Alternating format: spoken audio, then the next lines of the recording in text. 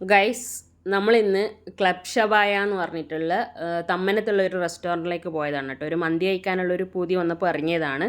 അപ്പം നോർമൽ മന്തിയൊക്കെയല്ലേ എപ്പോഴും കഴിക്കുന്നതെന്ന് വിചാരിച്ചിട്ട് ഫേമസ് ആയിട്ടുള്ള ഒരു റെസ്റ്റോറൻ്റാണ് ക്ലബ് ഷവായ എന്ന് പറയുന്നത്.